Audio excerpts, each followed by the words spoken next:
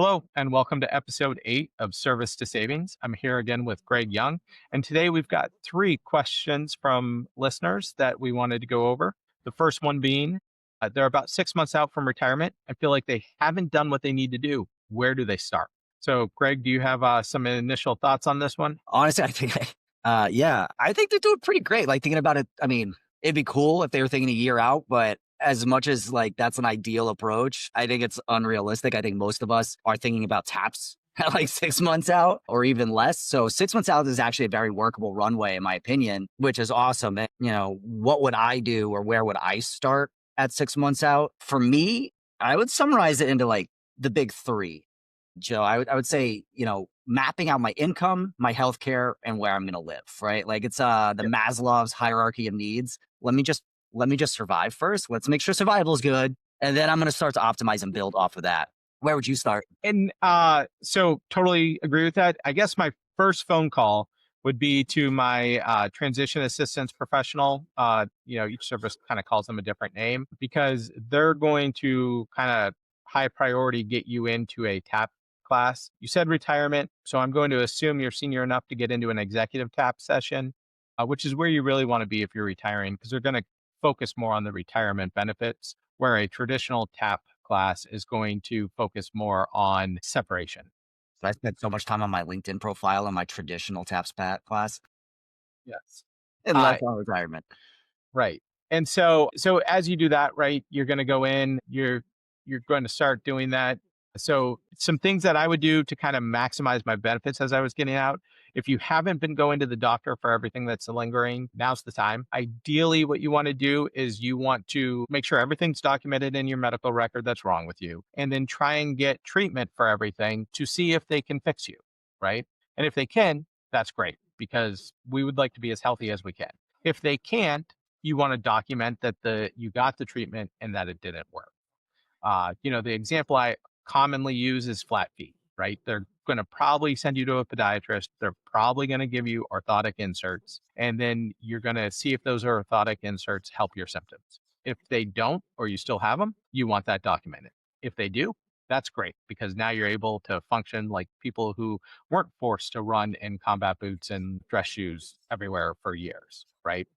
Uh, so that would be one of the big ones. Getting in the tap would be the other big one. And then, like you said, Greg, is where are you going to get your healthcare? Where are you going? So, are you going to stick with TRICARE Prime? Are you going to go to TRICARE Select? What's the better option for you and your family where you're going to go? Dental and vision is part of that because that's going to be new, at least for the service member, where they Mhm. need to pay. Yeah, that VIP.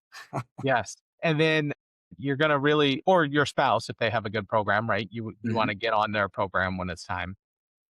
Yeah, right. And actually, so that was one of the notes or the main thoughts that I had, at least in the healthcare. And like, first quick plug about that, which I don't think is said enough in the financial circles, is the one of the greatest secrets to everlasting wealth is health. Like, you want to save money somewhere, get a gym membership, and save yourself oodles of cash throughout the entirety of your life on healthcare costs. Don't get me wrong, the military is going to break us all in our own unique ways enough. But if we eat healthy, we drink enough water, we exercise, you're more likely to actually have more money.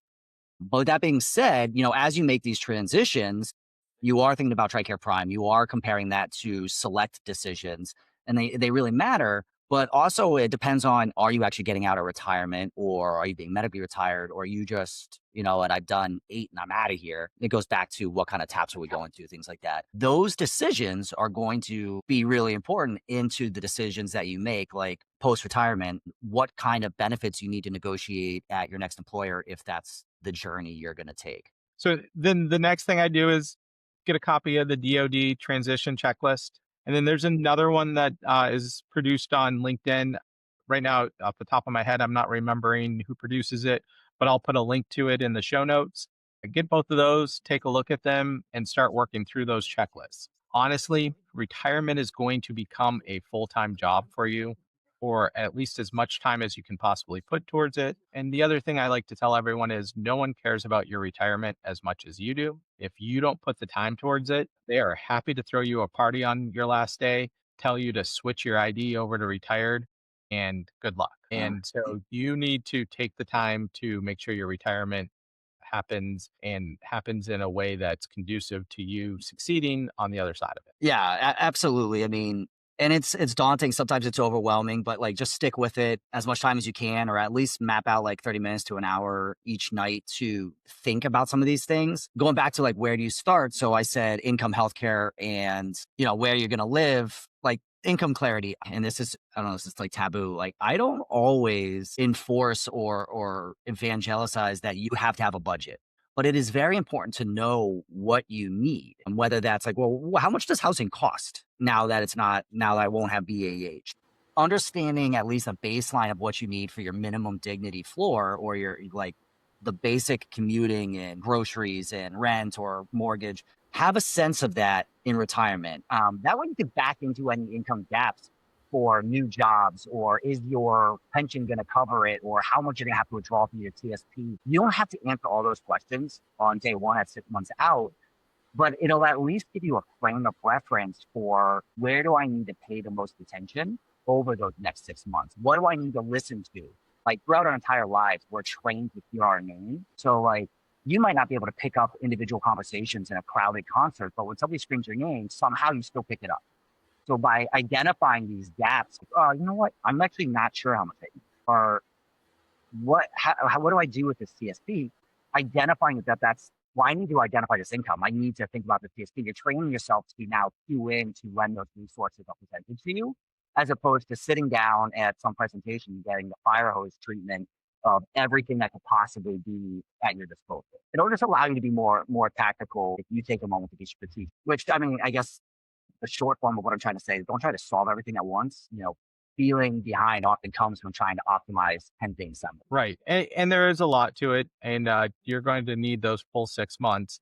And I would encourage you as you start to have more questions to ask them, right? Because there are going to be individual things that are specific to you that come up that you should ask. And, either through people that have already been through it or ask them here to us. And we're happy to give you our view on that from our experience on helping others and our own experiences. Absolutely. So, with that in mind, next question is: are military discounts really saving me money, or should I skip them? I definitely have some thoughts on this. How about you? Is so much better at this than I am. It's so funny because I was medically retired. I always struggled with like the retiree portion of it. I'm actually not behaviorally, I'm not great at asking for discounts anyway, but there are certain locations where it's so obviously that it's going to save you money. And I think the easier question to turn it back and be Socratic is, oh, if we're going to ask, are military discounts worth it? I'm going to turn around and ask you, Joe, hey, if I said that you can save an extra $100 that you were going to spend, can you think of somewhere else that you would want to allocate those? So, the answer is yes. But I think the key here is that you were going to spend. Yeah, right. But that's my sticking point with like credit card points when people try and gamify cards is that's a slippery slope. Yes, it entices you to go out and get this card and you have to spend so much in order to reap these entry bonuses. But you have to have already been spending that money. Otherwise, all it's doing is you to encourage outside of your normal behavior pattern, which is problematic. That's like an opportunity to invite tragedy. Right. So for instance, on this is Oakley sunglasses, right? I'd really love a pair of the Golf Prism, Golf Oakley sunglasses, right? Awesome. I love them. But I keep not just like I'm like I don't need them. I have perfectly good sunglasses. Plus, I got That the were knockoffs from Shady Rays. yeah, I was like, they're $15 ones out of the exchange, right? And I'm like, I don't need $150 pair of sunglasses that I'm probably going to break or lose. And so, yeah, those glasses are $300 if I went to a store and bought them, and they're only 150 if I buy them off the Oakley SI site. That's a great discount and one that probably is costing me money if I use it, right? On the other side of that, I look at VetTix, right? If you're not familiar with that, great organization gives you tickets to major events in the area, throughout the whole United States. It's a $16 handling. I love that charity, right? My kids and I got to see Taylor Swift in like the fifth row from the stage at her concert for $16, like $4 a piece. How do you beat that, Yeah, right? not possible. And so great. On and that was something that, yeah, I wouldn't have gone to that concert, but $16, if I for $16, I would have gone to that concert, right? And so absolutely, my parents live in Vegas. When we go visit them, my dad, who's also a veteran, between us, we get enough tickets and we go see shows out there that we normally wouldn't have gone to see, but is great to see. So that one, saving us money, getting us some experiences and some memories that we wouldn't have normally had. So totally worth it. So I I've had good experience with GovX and We Salute You. It used to be called something else. But again, going back to the original caveat, like you have to be about to spend that money anyway. Yep. So the military money manual on their podcast has awesome for travel tips and credit card savings and stuff like that. But for that We Salute organization that we pay thing, like we do a ton of our traveling through that. And by doing that, like yes, sometimes you have to go directly through the airline using their code or whatever, but we're getting real benefits because you know what? I don't have an option. My wife has mandated that we're going to Florida 3 times a year. Disney is calling and it doesn't like it when we flirt with not going. So if I know I'm going to be spending on JetBlue or Southwest or whatever, why not use that discount? Other great places, Joe, like I love Home Depot and Lowe's is good too. I prefer the orange over the blue. He's in those blue, my favorite color. The Uh, fact that the orange is 10 minutes from my house and the oh, blue is it 30. makes it much easier, right? Yes. Yeah. Yeah, I think I'm at like 2.8 miles from my house is the nearest Home Depot. And that 10% is a very real discount when you're buying lumber or buying tools or replacing appliances. Like that makes sense. There are definitely areas where I actually don't think the discounts are always there. So sometimes there's insurance that are marketed to military families. I just placed a Mass Mutual product, and I'm not advocating for or against any of these companies. It's just of the several companies that we reviewed, this policy happened to meet my family the best. But you know what? They had a great federal employee and military discount on this particular policy. And if it's going to take off 25% or 10%, like that is a meaningful amount on premiums. But sometimes they market to military families and still carry higher fees than their civilian equivalents. This military discount framing, can obscure where you might be able to do better in other places. I absolutely love USAA. I personally use USAA for everything, but I am running into instances where once you start adding like student drivers, it's not always the cheapest premium for the same coverage. And I get it that we have our loyalties and that they are created to serve us, but let's not keep up the horse blinders. Right. And, I had been a USAA, and car insurance person for since I was 18, right? And switched a few years ago when I had three teenage drivers and I looked at the price and it was thousands of dollars more than the company I ended up going with, right? So I think, you need to do your due diligence with all these discounts, make sure it's really cheaper first off, right? Because we've all seen like there are some big clothing stores like uh that tend to you no one ever buys their clothes at full price, right? It's kind of funny around the holidays because my wife's like, oh, like just wait a week then buy that, and Wait a so week and then buy it at the next. So not only you get the discount, but you don't pay the sales tax. yeah. How do you have so much of that whale on your shirt? Well, Yeah. I did pay full price. Right. And so, when you look at that, right, that's what you want to do. And then make sure that it's something that you're really going to buy anyways, going back to my sunglasses example. So if that's true, use the military discount. If it's not, skip it and maybe skip the whole purchase. Right. Yeah. So Um, and not to beat the drum, but I'm a strong advocate for spending money. Like we dedicate so much of our times to working and earning this money. But as long as we have solid behaviors on saving for future us, I encourage you to spend. Do it responsibly. Don't put yourself at risk. But if you're going to spend, keep an open mind, review your options, try not to be impulsive. There are times where these discounts are really going to make sense. And there's going to be times that the military framing and the discounts are really just covering up that they're just trying to encourage you to buy, buy, and buy. All right. So take it with a grain of salt. sometimes I refer to this as the Costco effect, right? Where Costco sells everything in bulk, supposedly cheaper, but then you price it out and it's sometimes more expensive and not like a little bit more expensive to buy it in bulk. So you really want to be careful with that. Exactly. Good example. So, our third and final question of the day is, what's the best estate planning service setup to use for military families? So I have when I saw this one, I guess I have two clear points, at least in my head, the way that I was like framing it was like, oh, we're still coming at somebody like just starting. And before I get into like the one sentence, not it's not even a cop out, but like, hey, do this. Start with your beneficiaries, right? Like, I mean, did you sign up for the SGLI? Do you have your TSP? Did you have anything else like that?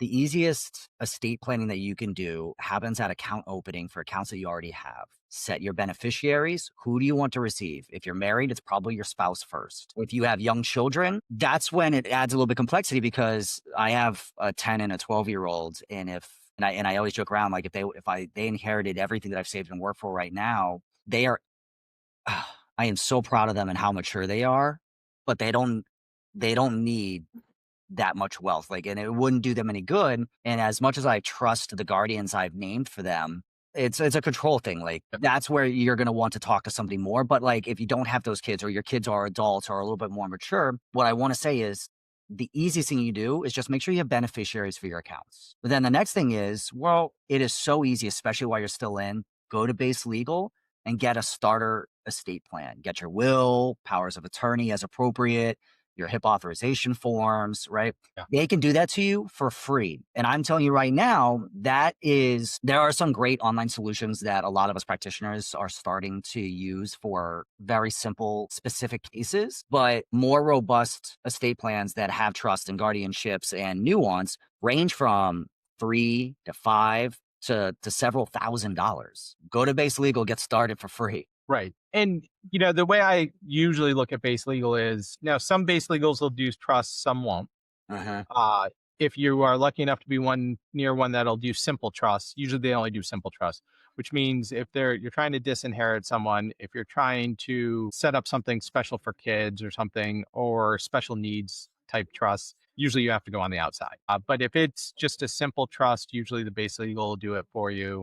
And then simple wills will do for you. So, when you're young and you don't have a lot of dependents, like maybe just a spouse or just yourself, that's perfect time to use base legal. When your children are growing and you're just trying to pass everything on to them and avoid probate, that's another great time to use base legal. It's the in between years where you might need something more.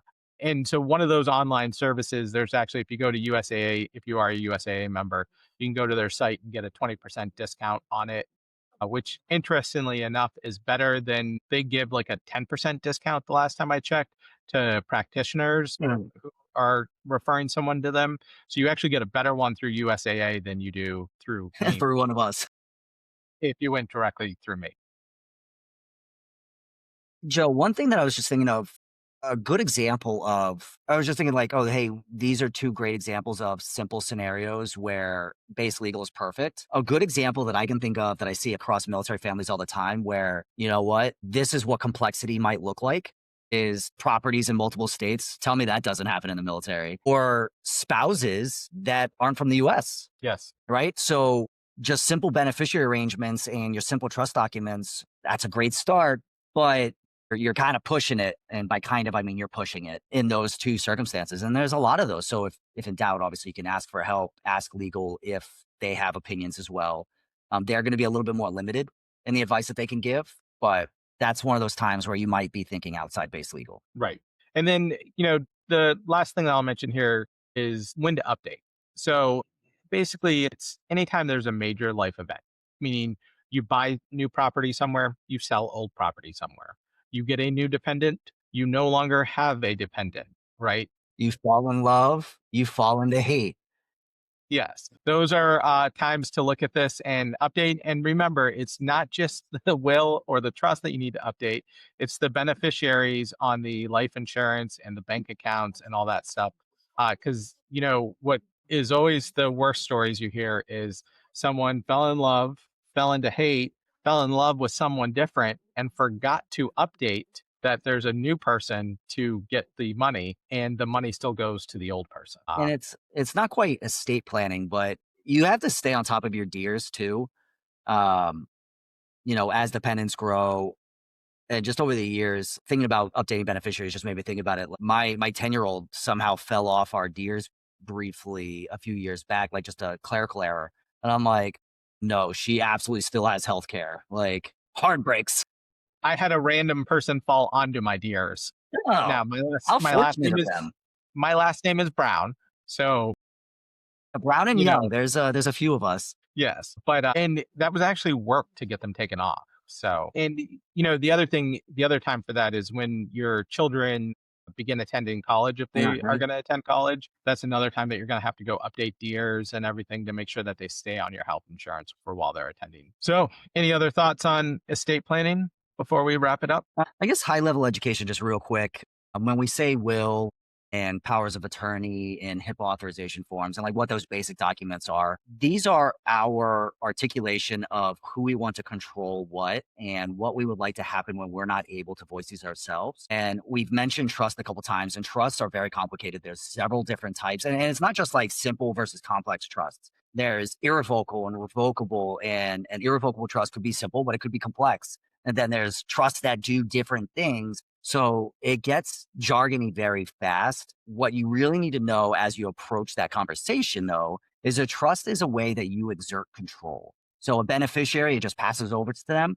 But if you want to set some rules like, hey, these are for my kids, they are going to benefit from these assets at some point.